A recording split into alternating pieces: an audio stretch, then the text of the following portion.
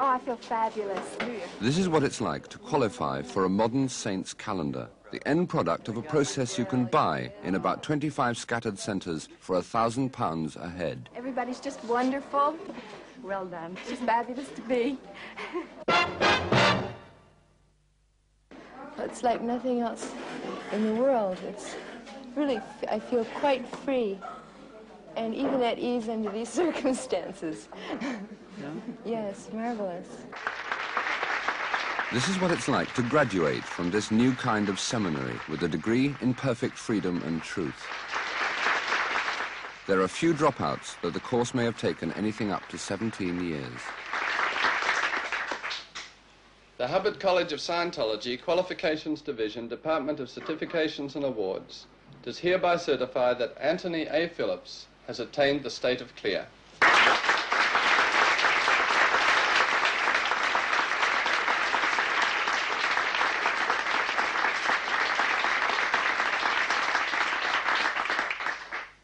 Well, thank you very much. There is an enormous amount I could say at this point. I've been in Scientology 13 years. I've been quite closely connected with, or not closely connected, but I've seen all the research that's gone on, or a lot of it, and I've been the effect of some of it. There's so much to it that, you know, it's all I have to say, you know, it's inexpressible. That's it. Clear 386 Lee Echo.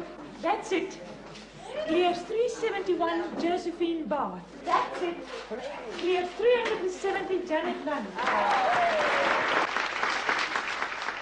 These people getting diplomas are clear. They believe that for most of their lives, their true selves have been buried under a mountain of bad experiences and troubling emotions, and that at last this mountain has been shoveled away. They have found themselves. The slate has been wiped clean, and they can see clearly for the first time. The Hubbard College of Scientology, Qualifications Division, Department of Certifications and Awards, does hereby certify that Janet E. Lundy has attained the state of clear. Their sacrifice in time and money, their uncritical dedication to one man, seem unimportant by comparison.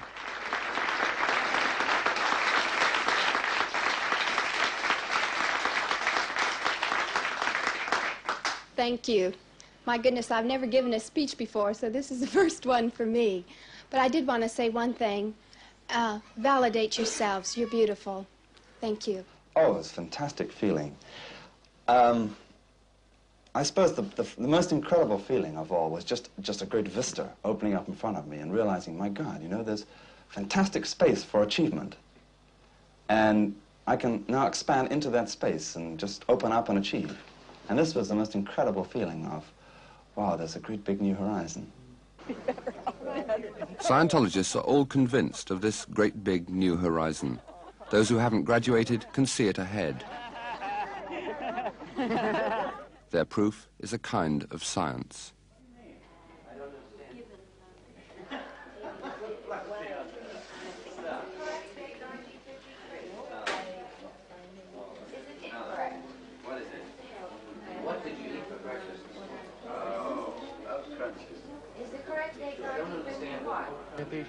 Getting on with each other, getting through to each other, in other words, communication, is very much a modern problem. And communication is something that Scientologists practice remorselessly. Thank you. You are by far the worst doctor I've ever had. Today has been a protest. Thank you. Here we have the strands. To them, a breakdown in communication means a niggling little neurosis blocking channels, and from this, most human ills arise. Here is an overt pull by the PC where he told a lie to his wife. In the auditing section, I haven't demonstrated it here because I rather want to keep this simple, this demonstration, is an overt later in time when, because he stayed in bed. Practice makes perfect, with plasticine, pictures, or any other handy educational aid. Man is not perfect until he has made himself perfect, may be the first article of faith, but proper communication is the first commandment. The central mystery in Scientology is this machine, the E-meter, recently condemned at a public trial in Washington as totally unscientific. This is an E-meter, and all it is doing is to measure the electrical resistance of your body, that is between that can and that can, you see.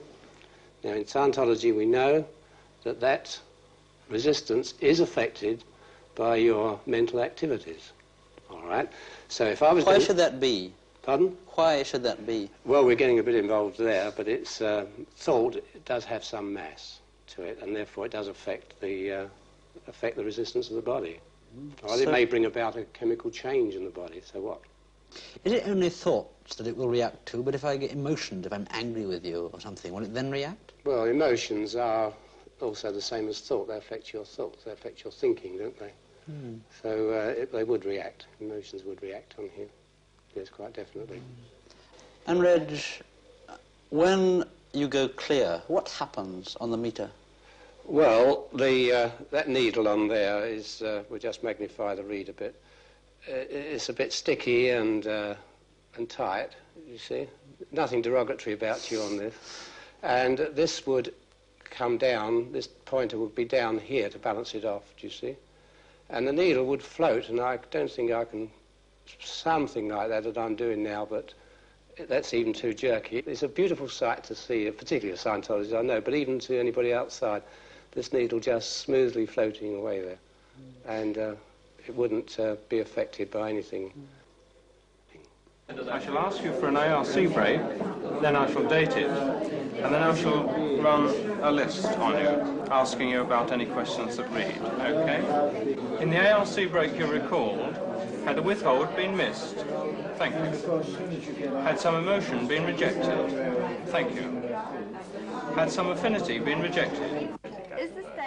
With people, such machines record something, but no one quite knows what. There's a story about a man who was asked whether he was Napoleon. When he said no, just such a machine recorded he was lying. In Scientology, it's a ridiculously short step from such lies to a seemingly scientific theory of past lives, in one of which a Scientologist might have been Napoleon. Faith is blind, and though Scientologists seem in some ways to be scientists in an internal laboratory, their experimental animal, their own personality, they are really just blind worshippers at the shrine of science. I completely missed what you're trying to get with this answer. Would you repeat it? So now that they're sort of in rapport, communication is possible. If people only knew this, men and women wouldn't have so many troubles. Husbands wouldn't fight with their wives.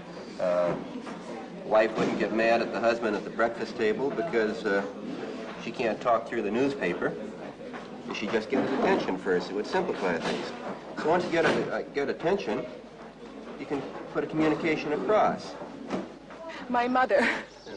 It was fantastic. I could not get along with her. He can reply to it, answer the question, or execute the action that's requested. I love women. I'm single, but I've been engaged a few times. Unhappily, every time you lift the skirts, there are the clay feet. And he then acknowledges and says something like, "Thank you, you did it. You know, good."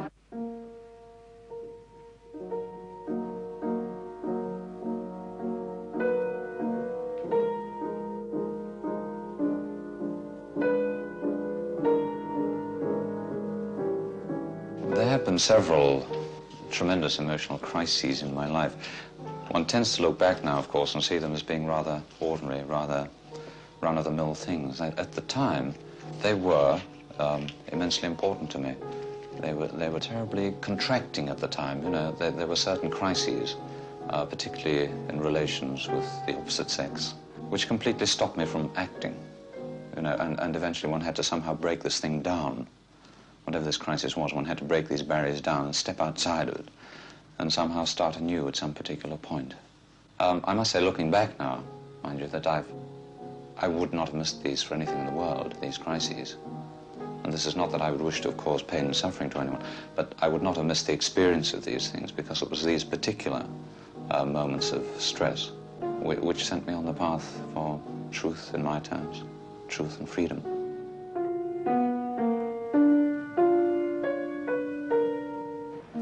The churches are too presumptuous for my liking.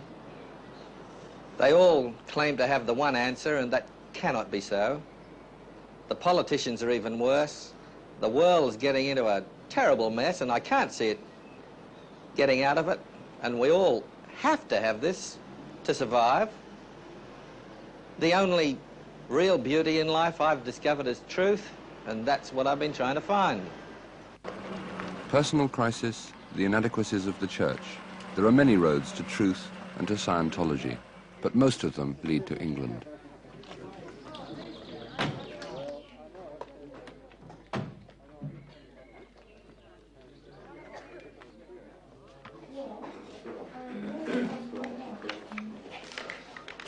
Hello. I'm Jim Mondier from LA. Oh, hi, Jim. Hi. It's cold here. Yeah, it really Those is. who take the path to total freedom take a path that eventually leads them to St. Hill Manor in Sussex. It's a pilgrimage that involves a good deal of expense and hard work. In the beginning, I'm going to take some review work of some of the grades I've been through. Yeah. And then process up to level 5, and then go back and do the Dynetics course. Americans abound. Scientology is a Californian export, and though it spawned a number of centers that still thrive in the States, the headquarters in Sussex sometimes seems a little America. Yeah, I guess so. Quite warm in Los Angeles when I left yesterday, 102 degrees, and about 40 when I arrived here today. Oh, you're from LA? Yeah. There are a lot of people from LA in New York right now. You probably know a few of them. In some ways, their trip to England reminds one of the LSD trips young Californians are currently going on. For the young, a cut-price cloud cuckoo land inside where anything seems possible. For the older or more hidebound, a mixture of science fiction and psychotherapy that gives their search for something better the blessing of a kind of science, but a science uncritical of itself. So you can fill out your address back home and what made you decide to come to St. Hill at this particular time, and names and addresses of any people you have.